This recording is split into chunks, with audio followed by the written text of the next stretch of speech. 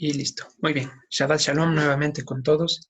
Bienvenidos a un, como puse ayer, valiosísimo estudio de la ley. Estamos otro día de reposo más congregados, a la distancia, pero fieles al llamamiento de su santidad Dios. Hoy la porción se llama Baed Hanan. Sí, es la segunda porción del libro de Deuteronomio. Significa, fui hecho partícipe de la gracia. Está comprendida entre el capítulo 3, versículo 23, hasta el capítulo 7, versículo 11. Es necesario mencionarles, hermanos, que, pues, o bueno, es recomendable que continúen la lectura en sus casas. Aquí, pues, ya ven que a veces nos demoramos una hora y media en 5 versículos. Entonces, resulta demasiado extenso abarcarlo todo en un video. Por favor, perseveren en sus casas con el resto de la lectura para que no se pierdan ningún detalle. Hoy es 1 de agosto del 2020 y es 11 de Av del 5780. Hace 2 días tuvimos el recordatorio de la destrucción de los 2 templos en Jerusalén. Pues allá el pueblo, los hermanos de Judá acostumbran a hacer un ayuno. Nosotros en la revelación del Mesías podemos decir que nuestra vida le pertenece a uno mayor que el templo, que vive para siempre, que no está hecho de piedras humanas, ni fue creado, sino que existe desde siempre y para darnos vida eterna. ¿Sí? Quisiera citarles un versículo que esta semana me ha impactado mucho. Dice, y aquel que es poderoso para hacer todas las cosas, mucho más abundantemente de lo que pedimos o entendemos, según el poder que actúa en nosotros. Vamos a estar analizando un poco después qué implica esta situación. ¿Ok? Seguimos y pues para los hermanos que estuvieron la clase anterior, voy a pedirles su ayuda. ¿Se acuerdan que vimos el significado de Devarim? ¿Qué significaba? ¿Alguien se recuerda? ¿Me ayuda, por favor? Palabras, asuntos, promesas. Muy bien. Devarim significa justamente, como dijo Susi, palabras, asuntos, juramentos. Y anotábamos que, por ejemplo, es la misma palabra que aparece acompañada de lo que nosotros conocemos como 10 mandamientos. Y aclaramos que nunca ha dicho 10 mandamientos, sino son los juramentos de Dios para nuestra vida. Son los 10 juramentos. Segunda pregunta para todos. ¿Leemos a Moisés y a los profetas en base a qué versículo? ¿O por qué estamos reunidos hoy en día de reposo leyendo a Moisés? ¿Cuál es la necesidad? ¿Alguien se recuerda?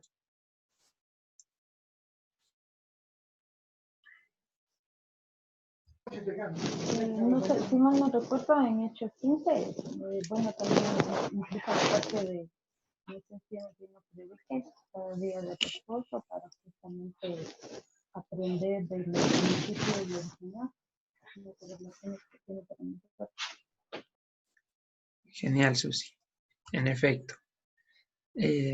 Dice en el Concilio de Hechos, en el capítulo 15, que a los gentiles que recién se conviertan no se les inquiete en cuestiones más profundas, salvo las 3 primeras que son fundamentales, porque a Moisés tiene desde tiempos antiguos quien lo predica en cada ciudad, en las sinagogas donde es leído cada día de reposo. Entonces, en esa voluntad y por supuesto voluntad de nuestro Dios, seguimos estudiando las palabras de Moisés. ¿Qué vimos en la porción anterior, aparte de este pequeño preámbulo que lo hicimos? ¿Sí? Que Moisés realizó una radiografía espiritual, diciéndolo de manera figurada, por supuesto, de lo que habían pasado en los 40 años. Es decir, estaba analizando los pormenores, las cosas que no saltaron a la vista y lo que no se ve en el texto. Y entre ella, una de las principales y en las que remarcamos es la orden implícita de las 10 palabras. ¿Cuál era la orden implícita de las 10 palabras? Vayan, entren y posean la tierra prometida. Es decir, que la Torá es el único ticket de entrada para la Jerusalén celestial. ¿Sí? Entonces, en la Jerusalén celestial, y a modo didáctico, imagínense que hay un escáner en la puerta de corazones, donde lo único que va a habilitar el acceso es que nosotros andemos en su palabra. Cualquier cosa fuera de ello, dice que en ella no entrará ni impío ni incircunciso.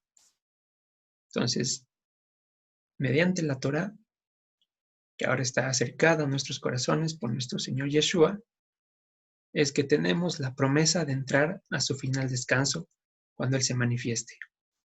¿Qué más vimos? Que al momento de ejercer un juicio, primero vimos que era un juicio. Contrario a lo que nos da el significado del mundo, un juicio es, según la Biblia, es en pro de la defensa de alguien. Y eso hacían los jueces de Israel. Defendían a Israel aplicando los procedimientos de Dios, no lo destruían. Entonces, en el contexto de creyentes, quizás se utiliza mucho la palabra no me juzgues, porque no vamos con ese fin, sino con el propósito, con el interés de hacer quedar mal al hermano o a la hermana que está atravesando algún error. Pues no, el juicio es la defensa del pacto, como vimos en anteriores estudios. Y para ello tendremos que arrebatar del fuego a algunos hermanos, como dice la palabra, o confrontarlos como bien Dios pone en nuestro corazón. Entonces, en esos versículos decíamos, o decía la traducción, que no haremos acepción de personas en el momento de hacer juicio. Decíamos que no había problema con dejar eso, pero se perdía la esencia, que en realidad decía que no conoceremos rostro. Es decir, alguien que está incurriendo en algún error, en algún mandamiento, pues, le confrontamos con la palabra, no por creernos superiores, sino porque haga el bien. Esa persona dice, no sabes quién soy yo. Ejemplo, soy el hijo del pastor, soy el hermano en la alabanza, cosas por el estilo. Nuestra respuesta es, no te conozco ni me interesa, porque el juicio se trata de eso, de que muestre la justicia de Dios. Y si nosotros empezamos a ver o a depender de quién está bien o quién está mal, como la justicia de nuestro país y la del mundo, estamos pervirtiendo la Torá. Somos practicantes del Mishpat. ¿Qué era el Mishpat? El debido proceso. Cada mandamiento tiene una manera específica de cumplirse, y eso es el Mishpat. No podemos estar cumpliendo mandamientos como nosotros nos place, como nosotros queremos. Todo quedó escrito. Hablamos también la importancia de ser hacedores y no tan solamente oidores. Pero ¿en qué sentido? Lo ampliamos un poquito más diciendo que el momento en que nosotros olvidamos quién nos sacó de Egipto, olvidamos quién nos sustentó en el desierto y empezamos a comportarnos como nosotros creemos mejor, es porque ya no estamos escuchando la voz de Dios, sino que estamos escuchando al de afuera, tal cual como pasó en el Edén, tal cual como pasó en el campamento de Israel, cuando en el Edén, ya sabemos la historia, la mujer prestó oído a la serpiente y pues se terminó olvidando de lo que Dios le había dicho. Y en el desierto, Israel, por escuchar a los pueblos que se adherieron, empezaron a murmurar.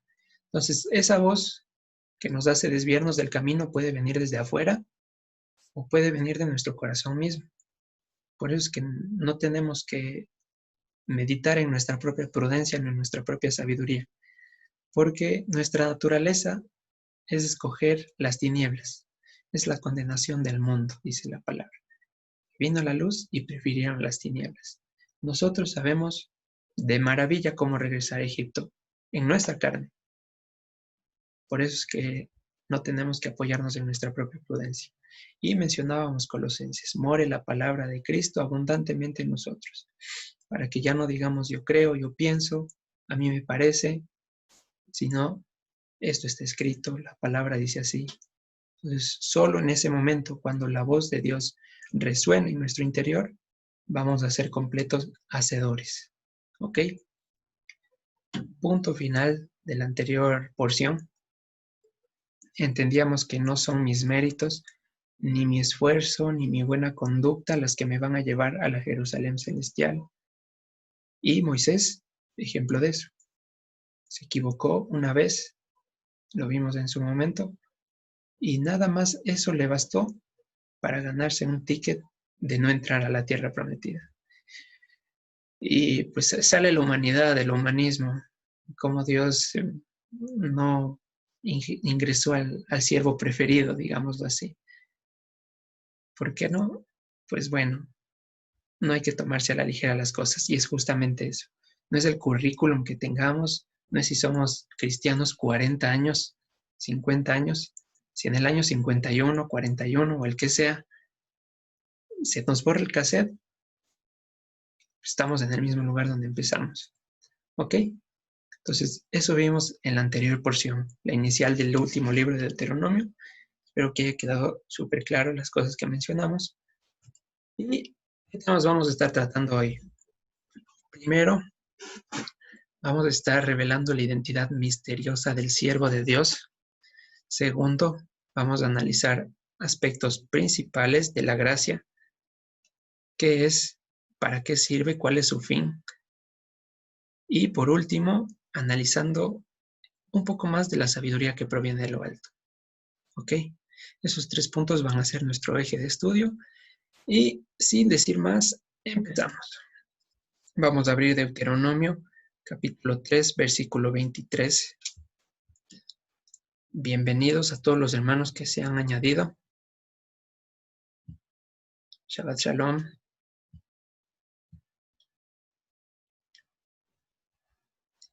Bien, Deuteronomio, capítulo 3, versículo 23. Dice la bendita ley: y oré al Señor en aquel tiempo diciendo. Bien, aquí hay un problema y hay que hacer una anotación importante. La palabra que aparece aquí en y oré, lamentablemente ha sido mal traducida. Es la misma palabra que aparece en número 625 y vamos a ir brevemente hacia allá para que no parezca que yo quiero acomodar las palabras, sino el debido sustento. Dice en número 625, el Señor haga resplandecer su rostro sobre ti y tenga de ti misericordia. Bien, esa palabra que han traducido como misericordia, es la misma que traducieron en Deuteronomio 3:23 como y oré. Entonces, no tiene sentido, no se puede cambiar las palabras así, por gusto, si no se tiene que respetar los significados. Lo que significa la palabra allí citada es gracia. Entonces, ¿cómo entendemos el versículo 23? Y fui hecho partícipe de la gracia en aquel tiempo diciendo. Ya vamos a entender de qué gracia habla y cómo se manifestó. Fui hecho partícipe de la gracia. En todas las traducciones va a decir y oré, pero la palabra no da para ese significado y pues lamentablemente no hay cómo forzarle, a pesar de que el contexto sugeriría que por ahí va, apunta hacia otro lado. Entonces dice en el versículo 23, y fui hecho partícipe de la gracia por Jehová en aquel tiempo diciendo, Adonai Elohim, tú has comenzado a mostrar a tu siervo tu grandeza y tu mano poderosa, porque ¿qué Dios hay en el cielo ni en la tierra que haga obras y proezas como las tuyas? Bien, aquí en el versículo 24 empieza a develar algo. Si leemos todo de corrido, pareciera que está hablando a Moisés, como que Dios le está mostrando algo a Moisés en ese momento. Pero no es ese el énfasis que habla el versículo ni el sentido que quiere dar. Como se debe interpretar o como se debería leer más correctamente, es, has comenzado a mostrar 2 puntos a tu siervo, es decir, tu grandeza, es decir, tu mano poderosa. Y vamos a ver quién es el siervo. Vamos a abrir Filipenses capítulo 2, versículos del 5 al 9, por favor.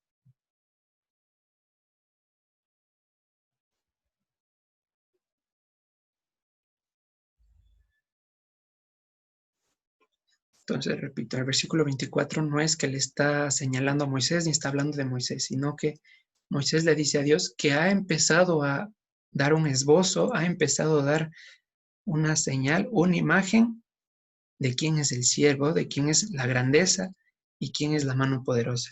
Si estamos en Filipenses 2:5, dice, haya pues en vosotros este sentir que hubo también en Cristo Jesús, el cual siendo en forma de Dios, no estimó el ser igual a Dios como cosa que aferrarse, sino que se despojó a sí mismo, tomando forma de siervo, hecho semejante a los hombres. Y estando en la condición de hombre, se humilló a sí mismo haciéndose obediente hasta la muerte y muerte de cruz. Por lo cual Dios también le exaltó hasta lo sumo y le dio un nombre que es sobre todo nombre. Bien, entonces, ¿quién es el siervo? Aquí nos revela la identidad. El siervo es el Mesías. Entonces, cuando Moisés dice esto, has comenzado a mostrar a tu siervo, quiere decir, me has comenzado a mostrar a tu rol de Salvador. He comenzado a ver la salvación de Dios. Y vamos a aclarar, por ahí si queda alguna duda, en Jeremías 16:9, para ver quién es la mano poderosa.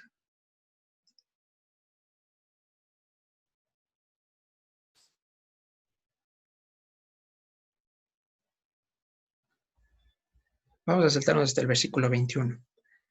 El capítulo de Jeremías se narra el contexto de cuando ya no se dirá más, vive el Señor, quiso subir a los hijos de Israel de Egipto, si no vive el Señor, quiso subir a la casa de Israel del norte y de todas las naciones.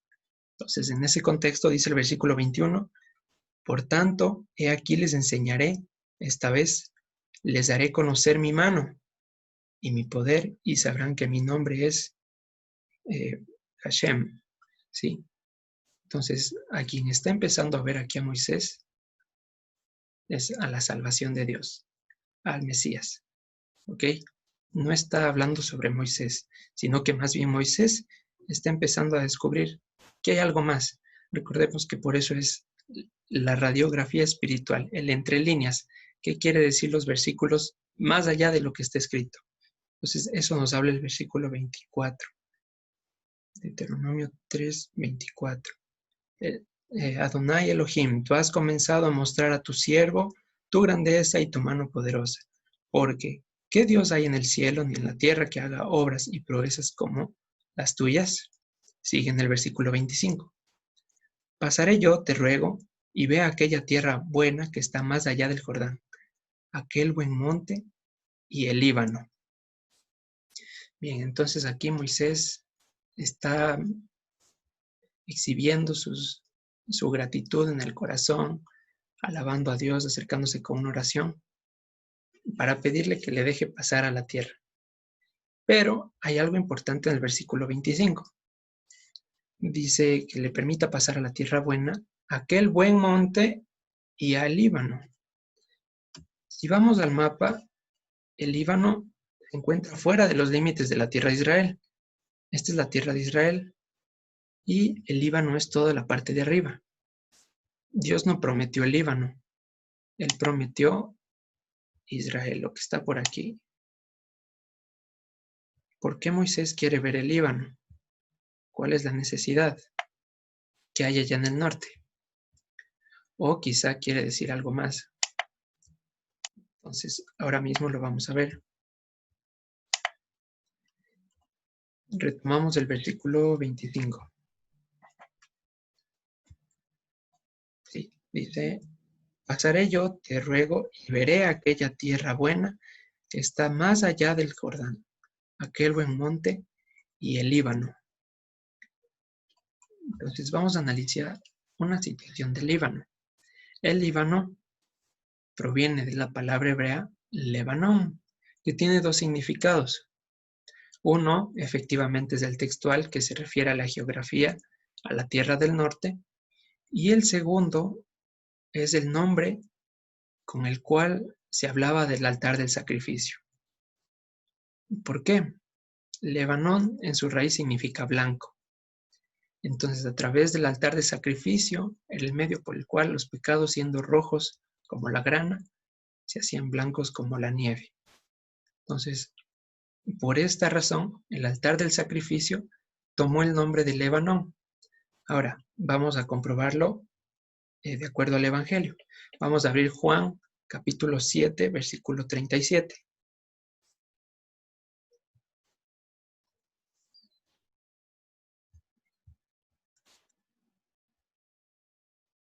Y alguien que nos ayude con la lectura, por favor.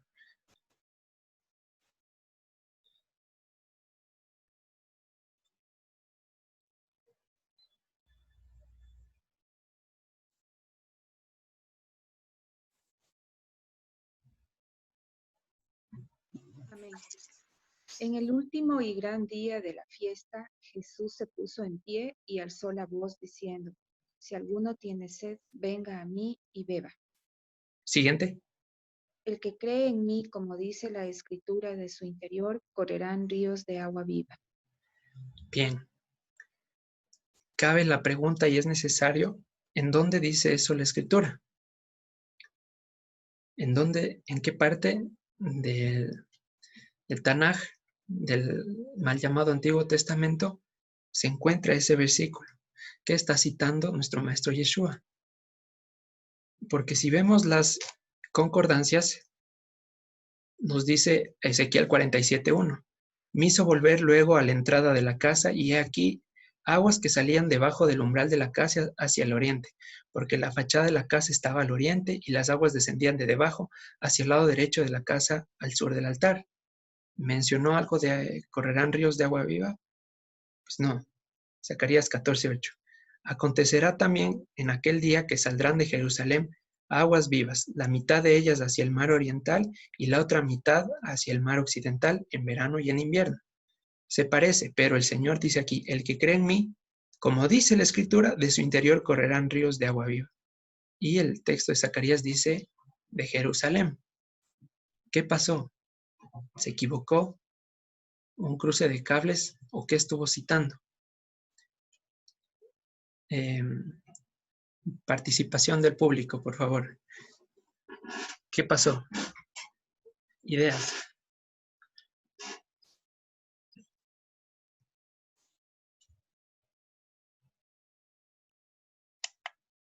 Nadie. ¿Estamos claros en lo que está sucediendo? Dice el Señor Yeshua, el que cree en mí, como dice la Escritura, de su interior correrán ríos de agua viva. Pero vemos a las referencias y no hay ningún versículo que diga eso textualmente. Entonces la pregunta es, ¿se equivocó o qué estaba citando? La respuesta es la siguiente. ¿Nadie se anima a dar una posibilidad?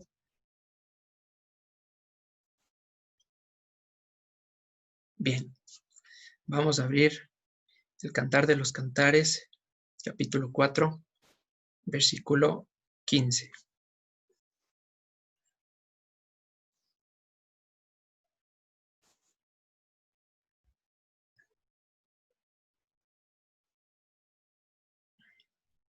Y, por favor, alguien que nos ayude también con la lectura.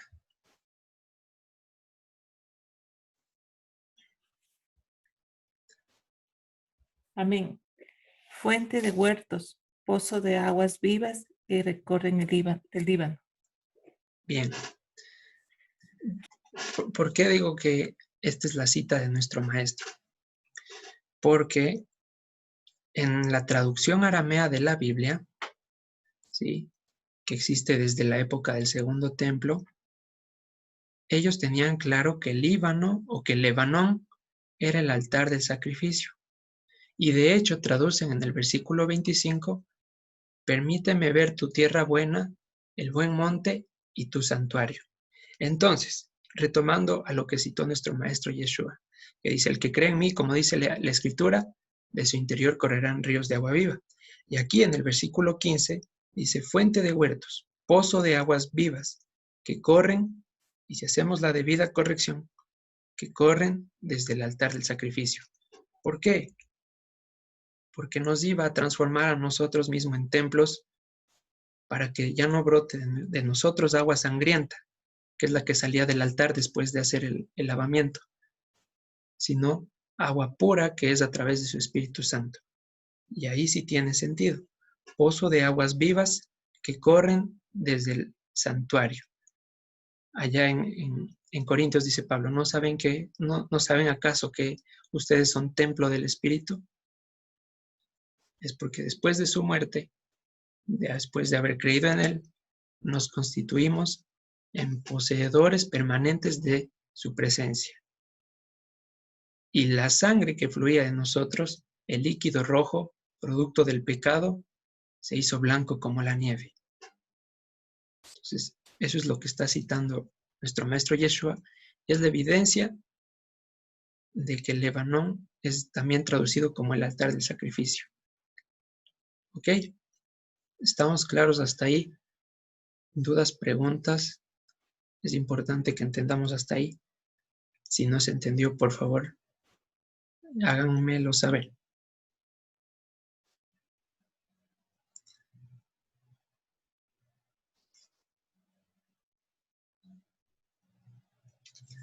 Bien, me alegro que se haya entendido, o eso espero. Entonces, volvemos al versículo 25. Pasaré yo, te ruego, y veré aquella tierra buena que está más allá del Jordán, aquel buen monte y el santuario. Moisés no quería ver el aspecto geográfico. Moisés estaba proyectando hacia dónde estaría ubicado el tabernáculo. El buen monte, el monte de Sión, donde se ubicó el templo en el futuro, y el santuario. Él no se muere de ganas por ver cómo es la tierra, si tiene pastos, ganado. No, él lo está viendo espiritualmente. Y dice, por favor, permíteme ver tu santuario, permíteme ver dónde va a estar ubicado, permíteme ver tu presencia. Es lo que está diciendo. ¿Sí? Versículo 26. Esa es la respuesta. Del Lebanón corren ríos de agua viva. Es decir, de nosotros que somos del templo, corren ríos de agua viva, ahora que el Espíritu mora en nosotros. Bien. Versículo 25. Te ruego, ve al santuario. Así han traducido en la versión aramea, porque tienen clarísimo esto. Entonces es importante decir, nuestro Señor avaló el Targum,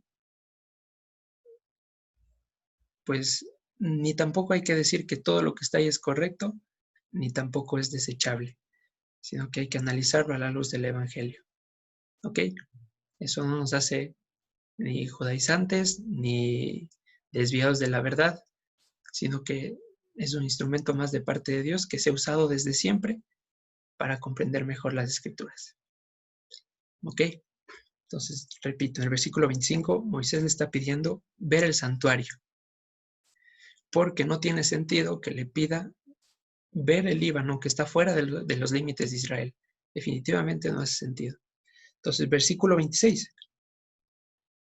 Dice, pero el Señor se había enojado contra mí a causa de ustedes, por lo cual no me escuchó y me dijo el Señor, basta, no me hables más de este asunto. Y este capítulo es muy problemático porque la palabra que dice enojado vienen traduciendo en todo el texto como cruzar.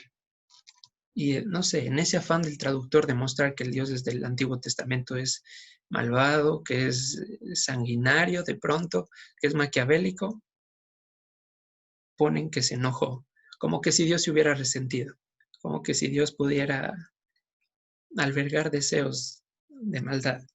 Entonces, repito, la palabra que aparece ahí como enojado es aquella que se traduce como cruzar. Y por ejemplo, vamos a ver en el texto.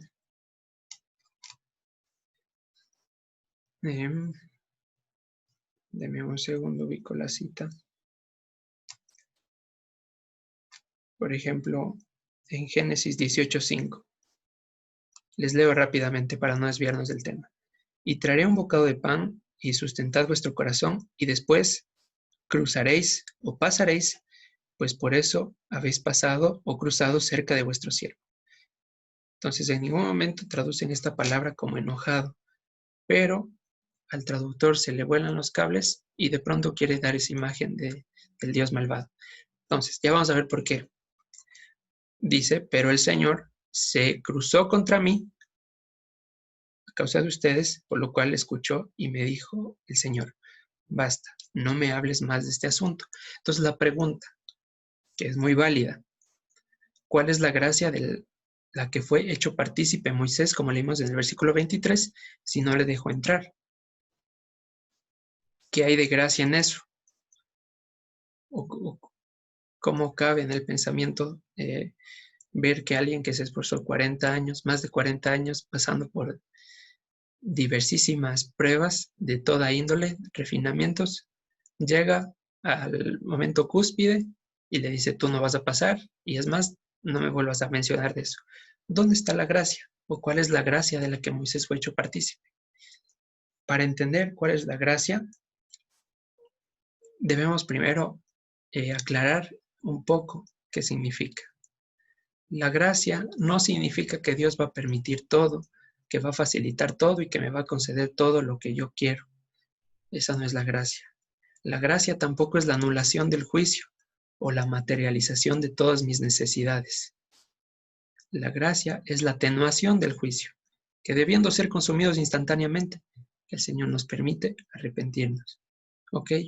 Entonces, primero entendiendo eso, que la gracia no es el hecho de que Dios me dé todo lo que yo quiera o que todo lo que yo anhelo en mi vida sea cumplido.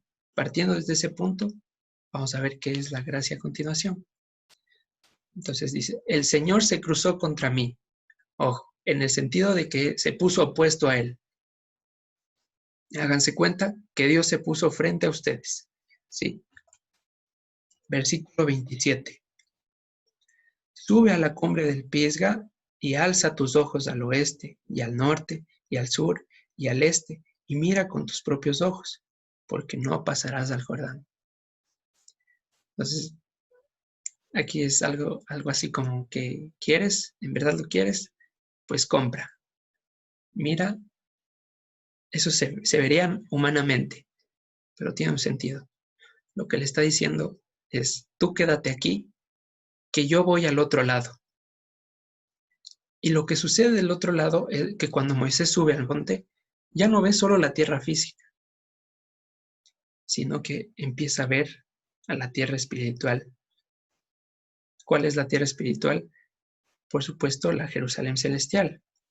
Entonces, entre líneas le está diciendo, cuando subas a la cumbre del monte, mírame a mí.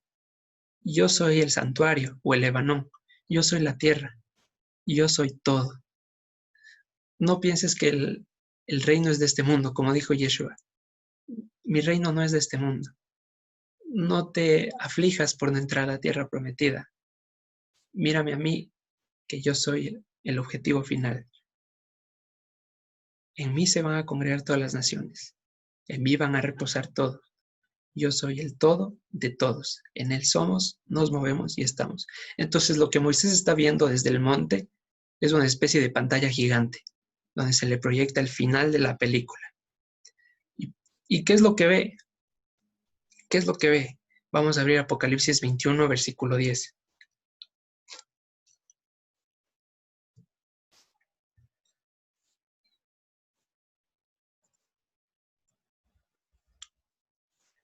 ¿Qué es lo que está viendo Moisés en ese momento tan precioso? Que puso su mirada en las cosas de arriba y dejó de afligirse por lo que se pueden ver con los ojos del mundo. Apocalipsis capítulo 21, versículo 10. ¿Qué es lo que está viendo Moisés? Dice, y me llevó en el espíritu a un monte grande y alto, y me mostró la gran ciudad santa de Jerusalén, que descendía del cielo de Dios, y teniendo la gloria de Dios y su fulgor, era semejante al de una piedra preciosísima, como piedra de jaspe, diáfana como el cristal. ¿Se parece o no se parece? Y me llevó en el espíritu a un monte grande y alto, y me mostró la gran ciudad. Es lo que vio Moisés y lo que está viendo en este momento. Y avanzamos al versículo 22, porque también le pidió ver el santuario. Y Dios, en su infinita gracia, le muestra lo siguiente. y no vi en ella templo, porque el Señor Dios Todopoderoso es el templo de ella y el Cordero. La ciudad no tiene necesidad de sol ni de luna que brillen en ella, porque la gloria de Dios la ilumina, y el Cordero es su lumbrera. Y las naciones que hubieren sido salvas andarán a la luz de ella, y los reyes de la tierra traerán su gloria y honor a ella. Ah, ya. Entonces, ¿qué vio Moisés? ¿Qué vio entre líneas? No simplemente puso sus ojos en la tierra física, que dice que el mundo y todo lo que los ojos ven pasa, sino el Señor le hizo partícipe de la gracia cuando le permitió ver la meta, que es de Él mismo, habitar cara a cara con Él. Y para que quede claro, vamos a abrir Hebreos 11, versículo 13 al 16, para que no parezca conjeturas y que me estoy volviendo loco. Hebreos 11, capítulo 13. Bienvenidos a todos los hermanos que se siguen añadiendo. Hebreos capítulo 11, versículo 13. Dice: conforme a la fidelidad murieron todos estos sin haber recibido lo prometido, sino mirándolo de lejos y creyéndolo y saludándolo y confesando que eran extranjeros y peregrinos sobre la tierra. Porque los que esto dicen claramente dan a entender que buscan una patria, pues si hubiesen estado pensando en aquella de donde salieron, ciertamente tenían tiempo de volver, pero anhelaban una mejor, esto es celestial, por lo cual Dios no se avergüenza de llamarse Dios de ellos, porque les ha preparado una ciudad. Amén. Entonces, ¿por qué dice que Moisés la saludó, la vio y la creyó desde lejos? Fue aquí, precisamente en este versículo, donde parece que no dice nada, pero tiene una profundidad impresionante. Aquí en este tiempo Moisés se dio cuenta de la gracia. Él no se puso a llorar, no se puso a patalear, no se puso a murmurar porque no entró a la tierra física, el descanso por el cual trabajó 80 años merecidamente, entre comillas, sino que dijo: no me hables más de este asunto. Te voy a hacer ver tu porción, la final y la definitiva. ¿Sí? Y esa es la justicia de Dios también. No me hables más de este asunto. Vamos a abrir Lamentaciones 3, 25 al 28.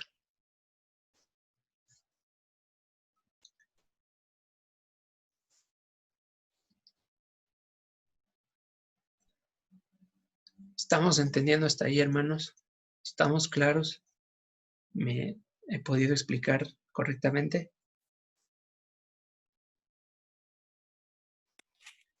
Carlitos, si me permites, en la parte del 23 a 24, en la parte que dices que no se enojó, sino que cruzó esa partecita, no sé si me ayudas. Ya, dice, voy llegando. Pero el Señor se había cruzado contra mí, o se pasó contra mí a causa de ustedes, por lo cual no me escuchó y me dijo el Señor: basta, no me hables más de este asunto. Es decir, ¿qué le dijo? Tú quédate aquí, yo voy al otro lado. No vas a pasar, pero te voy a enseñar mi gracia. No se enojó, ahí no dice eso. ¿Quedó mejor ahí, Sandrita? Sí, Carlitos, gracias. Ya, chévere. Entonces estamos en Lamentaciones 3:23. No, 3:25. Dice: bueno es el Señor a los que en Él esperan, a la vida que le busca. Bueno es esperar en queja, en murmuración, en lloriqueos. No, bueno es esperar en silencio la salvación del Señor. Bueno le es al hombre llevar el yugo desde su juventud. Versículo 28, lo más importante: que se siente solo y calle, porque es Dios quien se lo impuso. Entonces, debemos recordar esta situación cuando Dios ha establecido algo para nuestra vida. al igual que Moisés.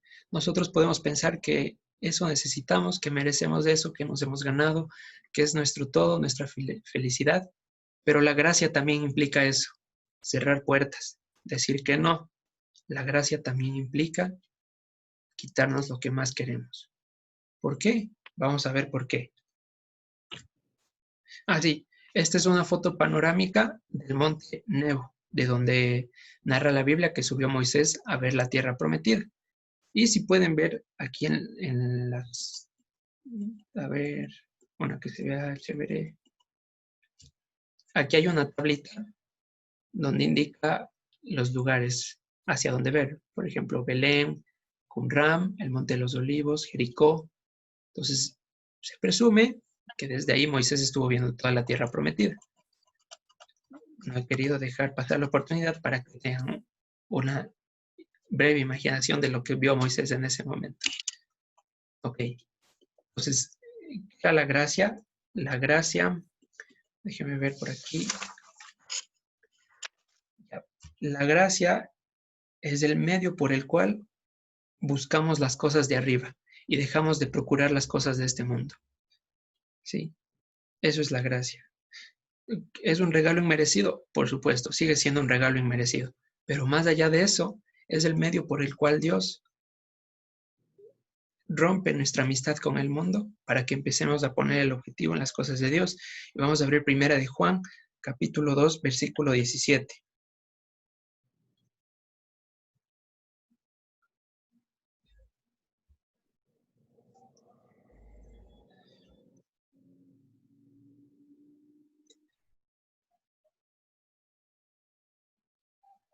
Desde el versículo 16 para tomar contexto. Porque todo lo que hay en el mundo, los deseos de la carne, los deseos de los ojos y la vanagloria de la vida no proviene del Padre, sino del mundo. Y el mundo pasa y sus deseos, pero el que hace la voluntad de Dios es el que permanece para siempre. Eso es la gracia, que ese sea nuestro pensamiento, hacer la voluntad de Dios con miras a permanecer para siempre con Él. Y como resultado de vivir en la gracia, nuestro hablar va a ser Filipenses capítulo 1, versículo 21. Carlitos, ¿Sí?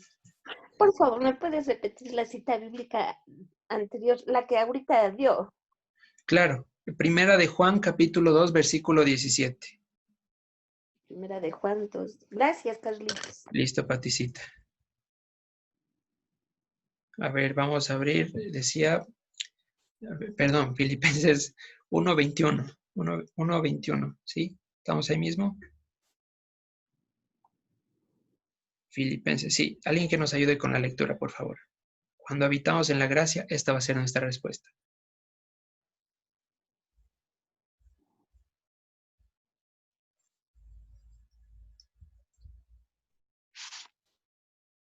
Amén. Porque Amén. para mí el vivir es Cristo y el morir es ganancia. Listo, hermanos. Eso es todo. Eso es toda nuestra vida. No tenemos que preocuparnos por la vida terrenal, sino por llegar a la Jerusalén celestial, creyéndola, confesándola y saludándola desde lejos. Porque ahora estamos como extranjeros en el mundo, peregrinando. Pero si ponemos los ojos en las cosas de arriba, permaneceremos para siempre. Amén. Vamos bien hasta ahí, hermanos. Bueno, espero que sí, estemos bien Amén. y me haya hecho entender Amén. clarito. Bien, seguimos con el segundo punto. Hablábamos del siervo. Moisés le dice, has empezado a mostrar a tu siervo. Y en el versículo, volvemos a Deuteronomio, desde el 28. Entonces, bueno, le dice en el versículo 27, sube a la cumbre del Pisga y alza tus ojos al oeste y al norte y al sur y al este, y mira con tus propios ojos, porque no pasarás del Jordán. Entonces, ¿qué le enseñó Dios? El fin de la película. Sigue versículo 28. Y manda a Josué y anímalo y fortalécelo, porque él ha de pasar delante de este pueblo y él les hará heredar la tierra que verás. Aquí, pues, aparentemente no dice nada y es algo que está súper clarísimo. Y para entenderlo, inevitablemente tenemos que acudir al lenguaje original. Dice, envía a Yehoshua. Él les hará heredar la tierra que verán. Él les hará heredar la tierra que verán. Entonces, para entender por qué es tan importante, un momento, voy a silenciar un micrófono que creo que está por ahí.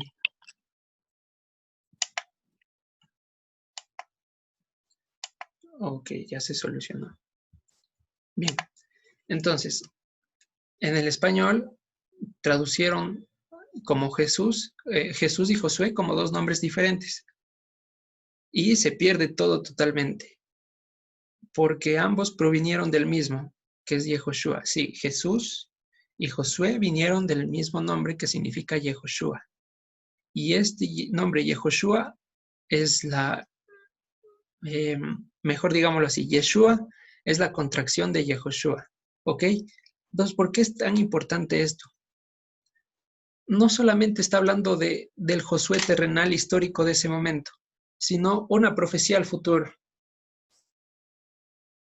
Que necesitábamos que Yehoshua, la salvación de Dios, venga con nosotros para que Él nos haga entrar a la tierra prometida.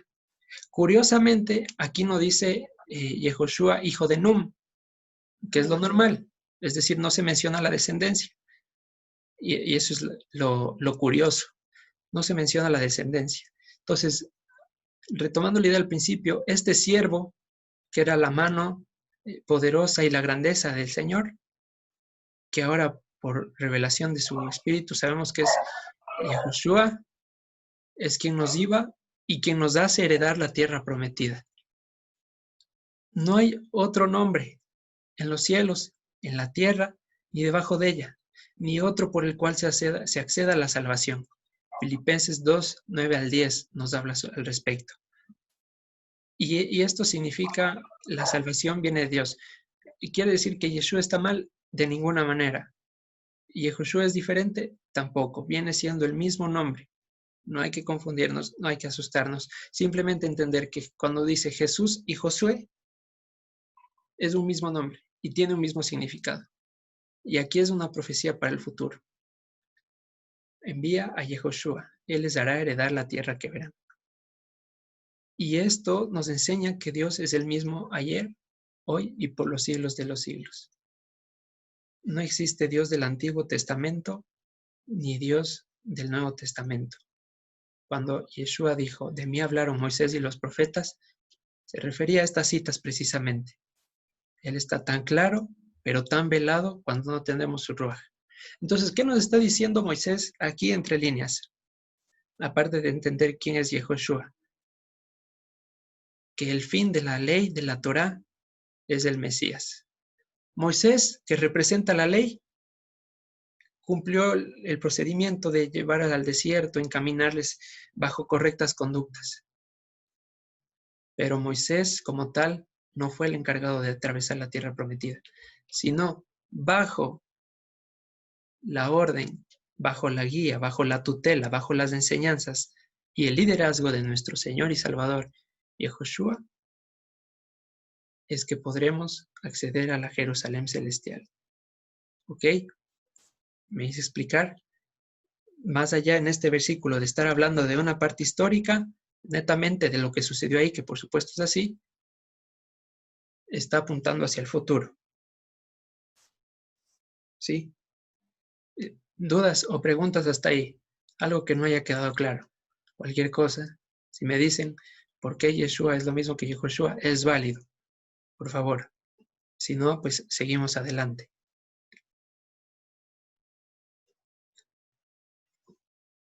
Bien, me alegro mucho. Sí, entonces, el fin de la ley es Cristo, no el fin de que se terminó.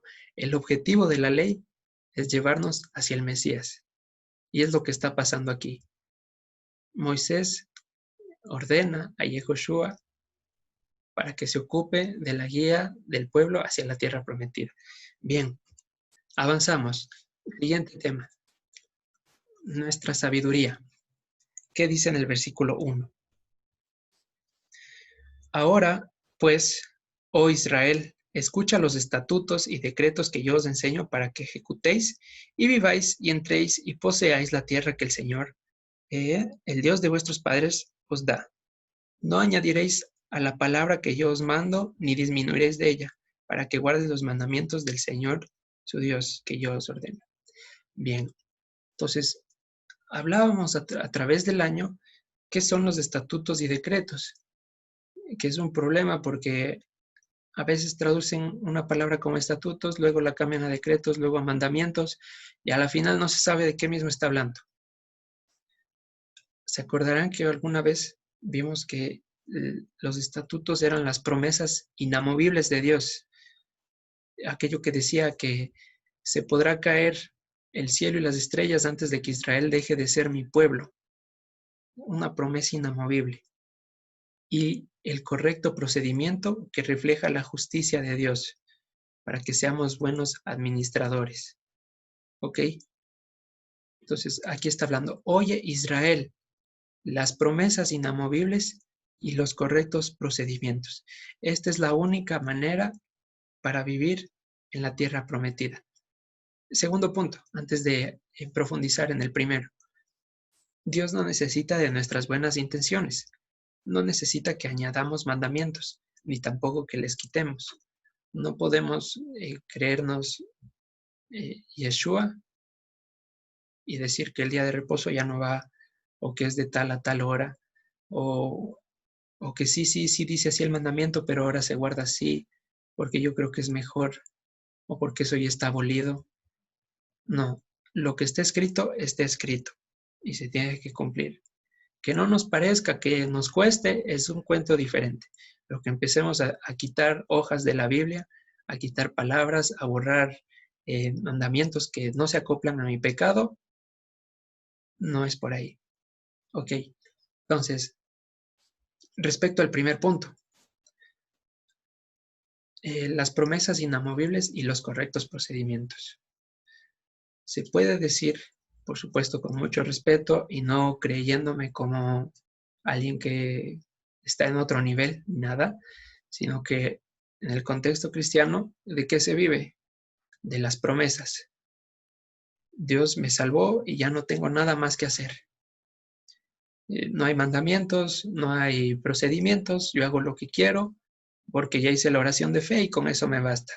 Si alguien me dice algo más, pues me está judaizando. ¿Sí? No, vamos a leer Hebreos 4:1.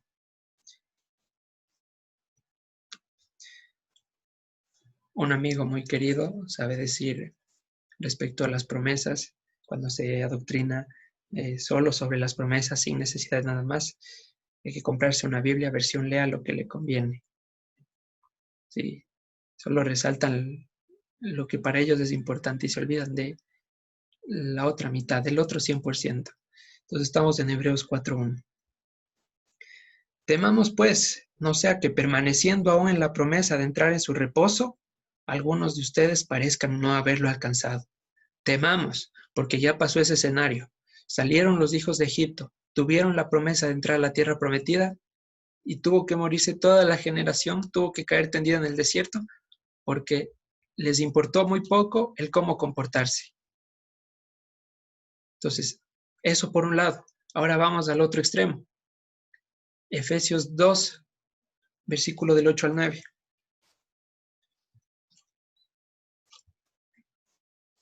¿Puedo empezar a cumplir procedimientos sin las promesas? Sí, claro que sí. Y eso es sabiduría de hombres. ¿Por qué? Vamos a verlo. Efesios 2, versículo 8 al 9. Porque por gracia son salvos por medio de la fidelidad. Y esto no es de ustedes, pues es don de Dios. No es por obras para que nadie se gloríe. ¿Sí? Entonces, tampoco vamos a caer en el otro extremo de que es por nuestra obediencia, nuestra brillantísima actitud, que entramos a la tierra prometida. Entramos porque hemos sido injertados a la promesa. ¿Cuál promesa? Ustedes serán mi pueblo y yo seré su Dios. Pero entrar a la promesa implica cumplir con un estándar alto. Y también es otra promesa de Dios. Serán santos porque yo soy santo. Y la única manera de ser santo, pues no va a ser haciendo lo que yo quiero, sino cumpliendo a cabalidad los correctos procedimientos, guiados en el nuevo pacto, que es nuestro Señor Yeshua, porque si no perdemos el horizonte y vamos a terminar como los hermanos de Galacia, ¿sí? Invalidando la fidelidad, la salvación por mis propias obras.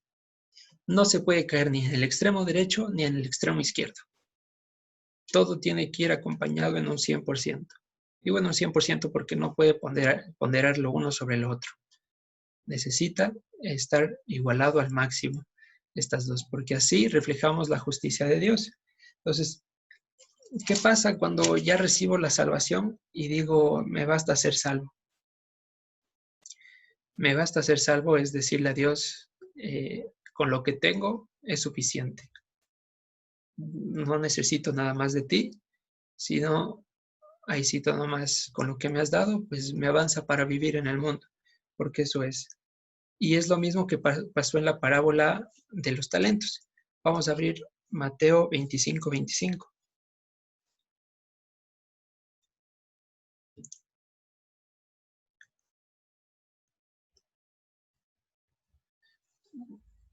Ya sabemos la historia. Repartió el Señor 5 talentos, 3 talentos y 1 talento.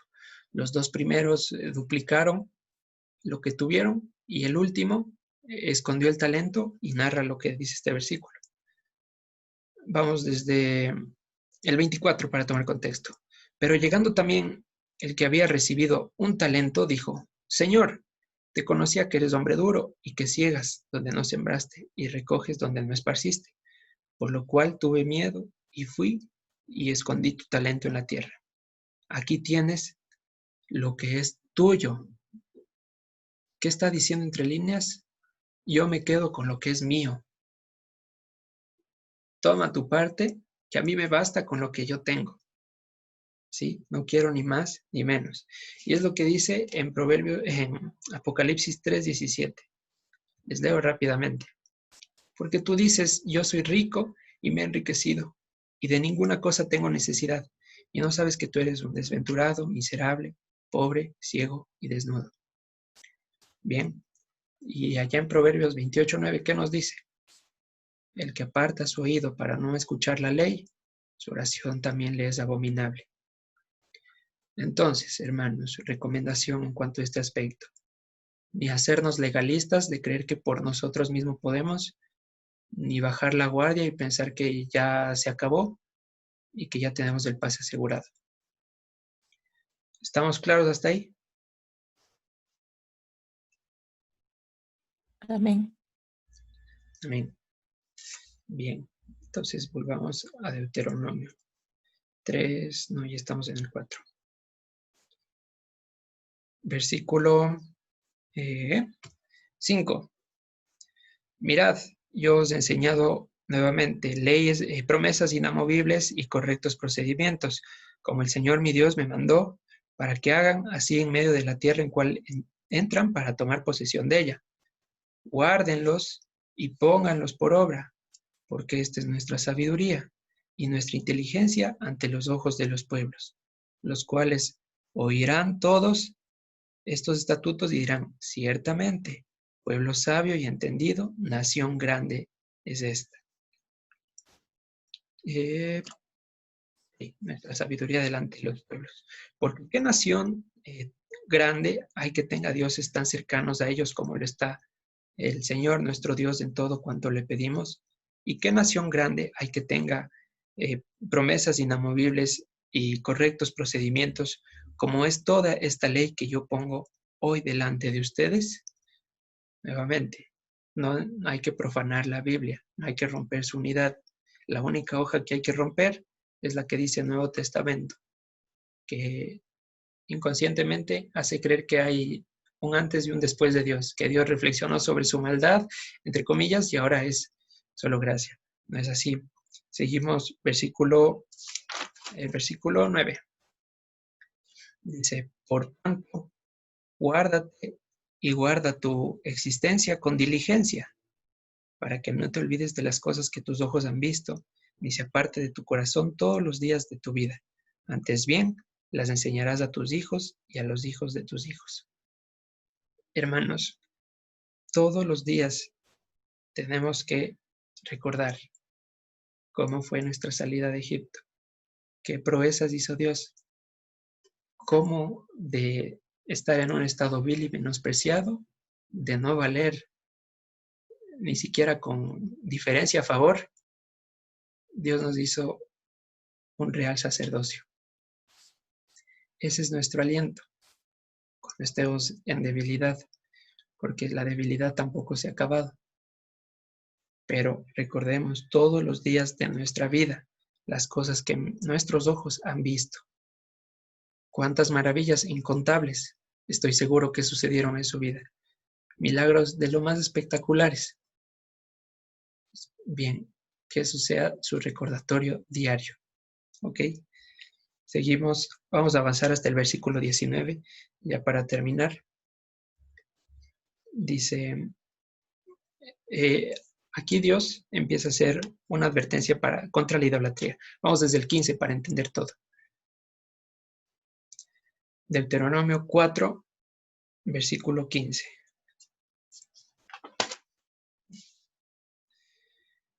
Guarden pues mucho sus existencias, sus gargantas, pues ninguna figura vieron el día que el Señor habló con ustedes en medio del fuego, para que no se corrompan y hagan para ustedes escultura, imagen de figura alguna, efigie de varón o hembra, figura de animal alguno que está en la tierra, figura de ave alguna alada que vuele por el aire, figura de ningún animal que se arrastre sobre la tierra, figura de pez alguno que haya en el agua debajo de la tierra. No sea que alces tus ojos al cielo y viendo el sol y la luna y las estrellas y todo el ejército del cielo, seas impulsado y te inclines a ellos y les sirvas, porque el Señor tu Dios los ha concedido a todos los pueblos debajo de todos los cielos. Pero a ustedes, ojo, pero a nosotros, el Señor nos tomó y nos sacó del horno de hierro de Egipto, para que sean el pueblo de su heredad como en este día. Entonces, ¿qué nos está diciendo? Los gentiles tienen necesidad de tales cosas, de ver al cielo, de consultar a las estrellas, que el horóscopo, que cómo me va a ir este día, que la galleta de la fortuna. Los gentiles tienen necesidad de tales cosas. Es la porción que se les asignó a ellos. Pero a nosotros, en cuanto a mí, si se quiere leer, serviremos al Señor. ¿Por qué? Porque Dios nos tomó. Ese es el primer punto. Él nos tomó. No hay libre albedrío. No es que Dios estuvo esperando nuestra aceptación para tomar cartas en el asunto. Él solo extendió su mano poderosa y nos tomó. Un pueblo para Él. Un pueblo para su herencia. Un pueblo para habitar con Él. Y ese es nuestro privilegio. Y lo que dice más adelante Pablo, baste ya el tiempo de hacer las cosas que agradan a los gentiles. Entre ellas, pues, idolatría. Idolatría, ¿no? Ya sabemos, no solo imágenes, también a personas, a trabajos, a actitudes. Una idolatría también puede ser, es que así soy y no he de cambiar. Me estoy poniendo a mí por delante de todo. ¿Ok? Entonces, cuidado. Baste ya de hacer las cosas que agradan a los gentiles. ¿Por qué? Porque Dios nos tomó. Somos un pueblo de Él y para Él. Nuevamente, en Él somos, nos movemos y estamos. Separados de Él, nada podemos hacer, salvo morir. Y es gracias a su promesa que ahora podemos exhibir su carácter. Bien, avanzamos al versículo 26. Es algo importante. Dice, yo pongo hoy por testigos al cielo y a la tierra, que pronto perecerán totalmente de la tierra hacia la cual pasan el Jordán para tomar posesión de ella. No estarán en ella largos días, sin que sean destruidos. Y el Señor les esparcirá entre los pueblos y quedarán pocos en número entre las naciones a las cuales les llevará. Y servirán ahí a dioses hechos de manos de hombres, de madera y piedra, que no ven, ni oyen, ni comen, ni huelen. Esto es increíble, porque antes de que ni siquiera lleguen a la tierra prometida, antes de que ni siquiera crucen el Jordán, ya está la sentencia puesta. Dios ya sabe la naturaleza del corazón humano. Nada le sorprende, sino que desde tan pronto Él dice que ya van a ser dispersados y destruidos, que no van a durar largos días en la tierra prometida. Y esto es importante, el versículo 29.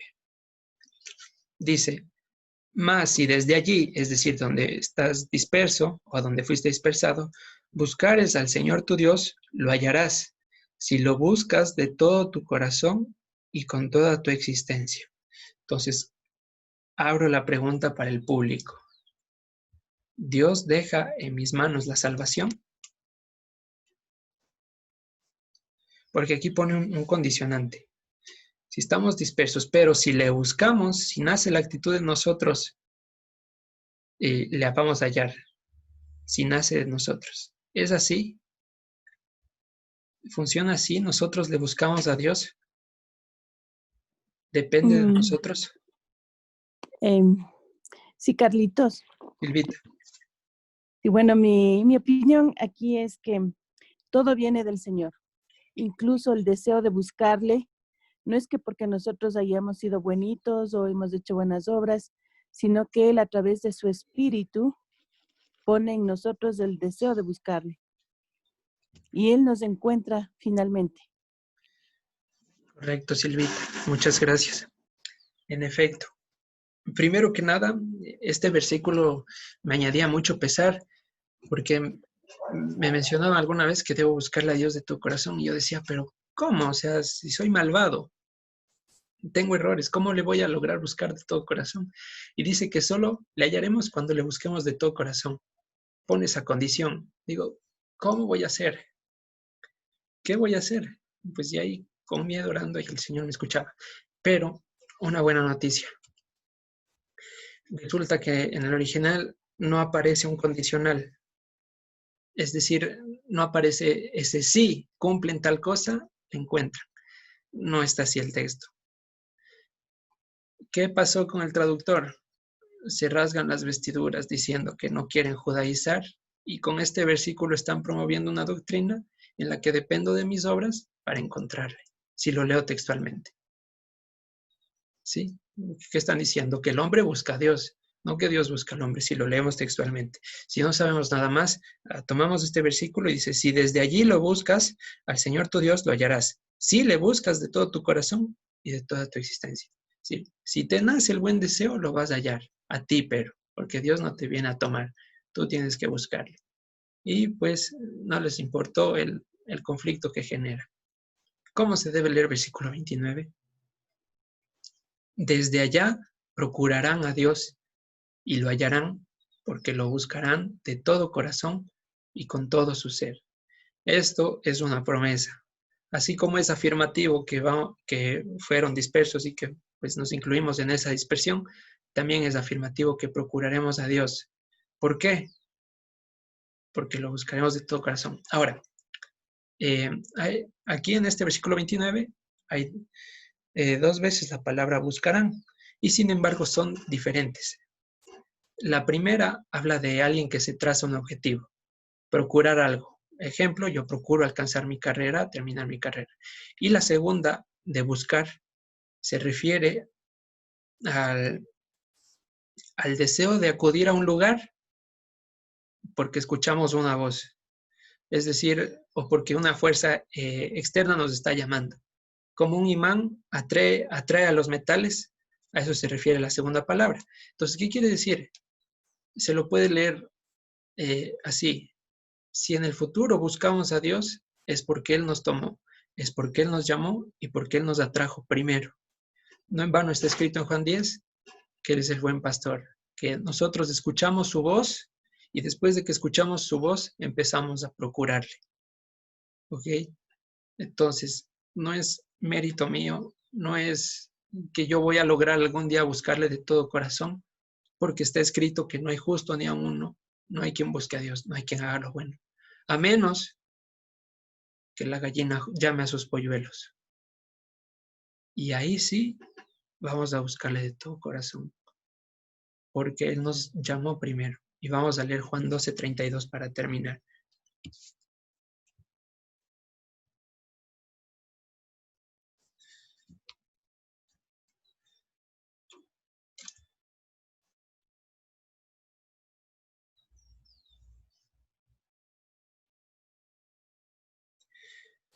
Juan 12:32 dice así: y yo, si fuere levantado de la tierra, a todos atraeré a mí mismo. Nuevamente, no sé por qué pone condicional. Es como que si Jesús estuviera diciendo, si avanzo a resucitar, les atraeré a mí mismo. Voy a leerles otra versión donde lo afirma con autoridad. Y en cuanto a mí, cuando yo sea levantado a lo alto desde la tierra, atraeré a todos para mí mismo. Y esa es la situación, esa es la promesa en la que descansamos. Después de que el Mesías murió por nuestros pecados, por nuestros delitos, hoy andamos en victoria eterna esperando que aplaste la cabeza de Satanás, que sucederá en breve, dice la palabra. Entonces, esa es la situación. Si le podemos ver a Dios, si podemos buscarle, si le podemos procurar, si nuestra meta es la Jerusalén celestial, es porque hemos escuchado su voz, porque la gracia nos sujeta a sus promesas. Y amén. Con eso terminamos el estudio de hoy, hermanos queridos. Dudas, preguntas, discrepancias, es el momento. Carlitos, Paticita. ¿se podría decir que entonces la gracia es definitivamente lo que Dios hace para nosotros, o sea, porque Él lo desea, o cogernos como sus hijos, ¿no es cierto? Sí, exactamente. Por puro afecto de su voluntad. O sea, por el amor que nos tiene. Por amor a su propio nombre, más que todo. Porque Él se juró poniéndose al mismo como garante. Dice, Esa es la gracia. y Como usted decía, o sea, es el medio por el cual dejamos de ver las cosas del mundo y comenzamos a interesarnos más en buscar a Dios, pero porque Él lo decide. correcto. Bueno, Porque ese es Él, mi criterio personal, o sea, como usted decía, no hay cómo hacer lo que uno quiere, sino lo que está diciendo nuestro papito precioso. así es. Gracias, Carlitos. De nada, Paticita. Él pone en nosotros el querer como el hacer y nosotros no le escogimos a Él. Él nos escogió a nosotros. Bendito sea el nombre, sobre todo nombre. Algo más, hermanos. Cualquier cosita. Alguna señal de que han entendido. No porque ustedes no puedan, sino porque de pronto no expliqué claro. Pero No, Carlitos, completando lo que dijo Pati, que está clarito, o sea, es la conclusión, y es el tema de que para eso de la gracia no tiene nada nada que ver de que fue abolida la Torá ni nada, sino, pues, o sea, es diferente realmente el concepto, sino es para dejar las cosas del mundo y para dedicarnos y ser como Él manda. amén, amén, Sandrita. Saben decir que la gracia existe desde el Nuevo Testamento. Pues ya vimos que Moisés fue partícipe de la gracia. Y nada más quiero acabar con este versículo, el que leímos al principio, Efesios capítulo 3. Efesios capítulo 3, versículo 18, por favor.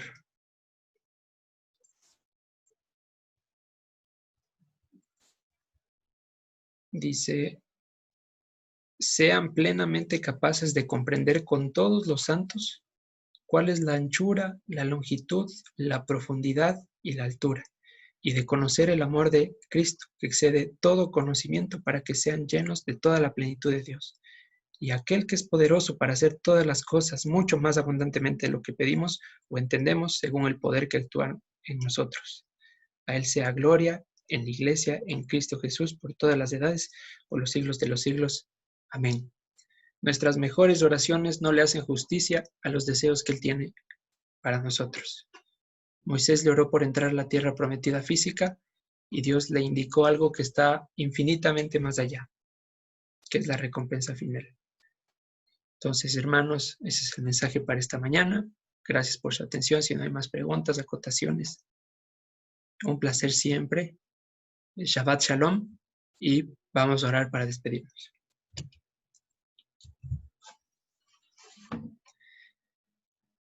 Bendito seas nuestro Rey y Dios Yeshua. Gracias por injertarnos en la promesa de entrar en tu reposo. Reconocemos aquí públicamente que no hemos hecho ningún mérito. No hemos tenido alguna actitud, algún sentimiento, salvo el de ofenderte. Pero gracias a que tú transformaste un corazón de piedra en uno de carne con tu agua, que es tu espíritu, nuestros pecados rojos se hicieron blancos como la nieve, resplandeciendo la luz que habita en nosotros por tu gracia. Gracias, Señor, por tenernos en pie hasta este día. Gracias por tu día de reposo. Gracias por santificarnos con tus mandamientos, Padre. Tu amor no lo alcanzamos a comprender, sin embargo, permítenos vivirlo día a día, alejarnos cada vez más de los afanes del mundo, de la necesidad de llenar nuestras carencias con algo de lo que nuestros ojos ven. Más, ayúdanos a estar llenos en ti, Padre. Tú lo harás porque tú lo has prometido. A nosotros pon el querer como el hacer para andar en tus caminos, en tus procedimientos. Gracias por la vida de mis hermanos que se han conectado. Gracias por su vida. Seas tú sellando la palabra con tu espíritu en sus corazones para que pueda ser aplicada y exhibida. A los que no se pudieron conectar, a los que tuvieron que retirarse, Señor, seas guardando su día para que ellos puedan honrarte y experimenten tu shalom. Gracias, Padre, por permitirnos escudriñar tu palabra, porque ella es nuestra sabiduría y en ella hallamos vida. Escucha, Padre, esta oración con tu nombre, Yeshua. Amén.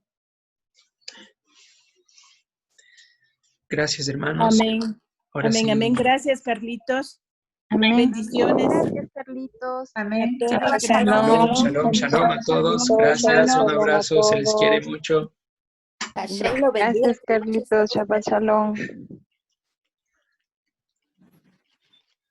Shalom. Hashem le bendiga.